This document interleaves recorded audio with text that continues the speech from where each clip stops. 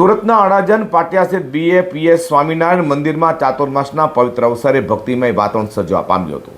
108થી વધુ હરિભક્તોએ વિશેષ પૂજા, જાપ, તપ અને પ્રદક્ષિણા અનુષ્ઠાન સાથે ભગવાન સમક્ષ અતિવૃષ્ટિ શાંત થાય અને દેશના ખેડૂતોને સારો પાક મળે તેવી પ્રાર્થના પણ કરી છે। સુરતના અડાજણ પાટિયા સ્થિત સ્વામિનારાયણ મંદિર એટલે કે BAPS મંદિરમાં ચાતુર્માસ નિમિત્તે વિશેષ પૂજાનું આયોજન કરવામાં આવ્યું હતું। ચાતુર્માસના પવિત્ર અવસરે 108થી વધુ હરિભક્તો ભક્તિભાવ સાથે પૂજામાં જોડાયા હતા। ભક્તોએ જાપ, તપ, માળા અને પ્રદક્ષિણાનું અનુષ્ઠાન કરીને આધ્યાત્મિક સાધનામાં ભાગ લીધો હતો।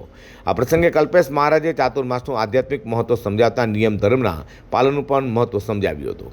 મંદિરમાં અતિવૃષ્ટિની સ્થિતિ શાંત થાય તેમજ દેશના ખેડૂતોને સારો પાક મળે તે માટે વરુણદેવ અને ભગવાન સમક્ષ વિશેષ પ્રાર્થના પણ કરવામાં આવી છે। જય સ્વામિનારાયણ। મારું નામ છે કલ્પેશ મહારાજ। સ્વામિનારાયણ સંપ્રદાયની અંદર પાટિયા સ્વામિનારાયણ મંદિરના બધા ભક્તોએ આજે અહીંયા સરસ પૂજા રાખેલી છે। ચાતુર્માસની અંદર કે પોતે નીતિ નિયમ ધર્મ અને મારા મત પ્રમાણે આ ખાલી સ્વામિનારાયણ સંપ્રદાય પૂરતો જ આ ધર્મમાં ચાતુર્માસ નથી, દરેક હિન્દુએ આ ધર્મને અનુસરવું જોઈએ। 4.5 મહિના આ ઋતુઓની ચેન્જિંગ થતી હોય છે, તો એની અંદર પોતે એક ટાઈમ જમે છે, ચાંદ્રાયણ કરે છે, પછી વ્રત નિયમ જપ તપની અંદર પોતે પરીક્ષાઓ કરે છે, માળા અમુક અનુષ્ઠાન કરે છે।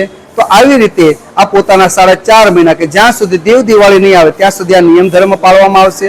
અને આમ વ્યવહારિક રીતે જોવા જઈએ તો ચાતુર્માસની અંદર પોતાના શરીરના સ્વાસ્થ્ય માટે પણ એને સારું જીવવું પડે અને અત્યારે અતિવૃષ્ટિ થઈ રહી છે, તો એના માટે આ બધા ભક્તો બેઠા છે। વધુમાં ચાતુર્માસના વ્રતથી આધ્યાત્મિકતા સાથે સ્વાસ્થ્યનો પણ લાભ મળે છે તેવો સંદેશ આપવામાં આવ્યો હતો, જેમાં મોટી સંખ્યામાં હરિભક્તોએ પૂજા અર્ચનામાં ભાગ લઈ ભક્તિમય માહોલ વચ્ચે ધન્યતા અનુભવી છે।